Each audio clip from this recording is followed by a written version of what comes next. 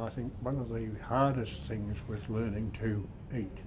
I lost the ability to swallow and was tube fed for quite a while. And he was completely paralysed, and I thought, well, at least he could sit in a wheelchair and we can still go to dinner and drink wine and have a good time. And then we realised, no, he couldn't swallow. And each day they'd come in and test his swallowing reflex and he'd just choke and gag. And apparently it turns out the water's the hardest thing to swallow, while thicker foods are easier. But Kevin was determined that he was going to be able to swallow. So he tried very hard on that, and eventually he did manage to swallow. It was a big celebration. They were very, very worried about the swallow because his weight was going down. He wouldn't leave the feeding tube in his nose. He pulled everything out. Immediately following a stroke, people may have weakness in the oral phase of swallowing. So by that I mean their ability to hold drink or food in their mouths by keeping their lips closed.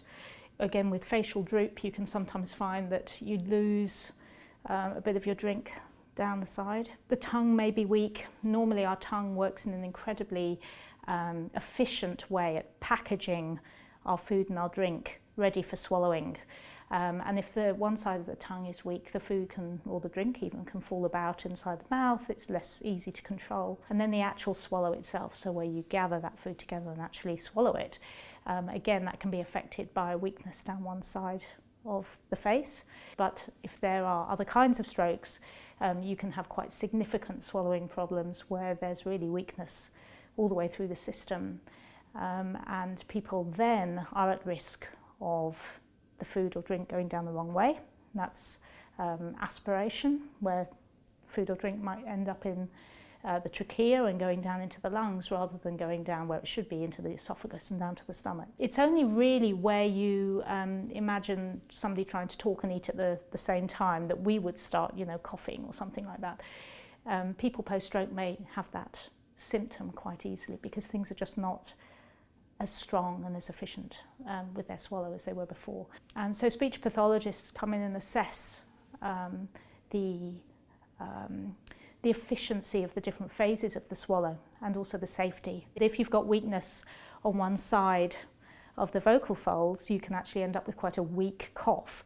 So we're also listening to hear, how much protection is there, and how quickly can somebody swallow? Are they safe? Do they need to have a modification perhaps to the kind of food they're eating? Sometimes something very simple like just vitamizing it or pureeing or mincing, just cutting stuff up a bit so there's less chewing to have to do. So fairly simple things. And also with drinking, after stroke, we don't realise, but of course our drinking is very fast. Normally fluid moves very fast, and with a weakness, you can find that water particularly can run away before you've had a chance to actually deal with it. And so there are options in that early period to, well, throughout if people need, but to thicken those fluids up a bit so that they move less quickly, they flow less quickly. And that gives people a chance sometimes then to gather things together and swallow more safely if the fluid is thicker.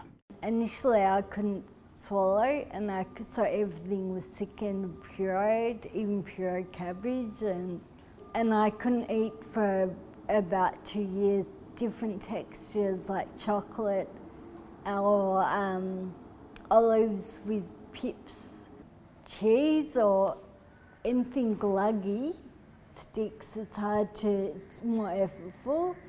So I would probably choose to go for something easier like soup but I can't feel temperature. So I drink all drinks with the straw, not only to stop me burning myself. I've learnt that that's how I adapt to, so I still love coffee. That's one of my things I need to have every day, but I just use the straw now.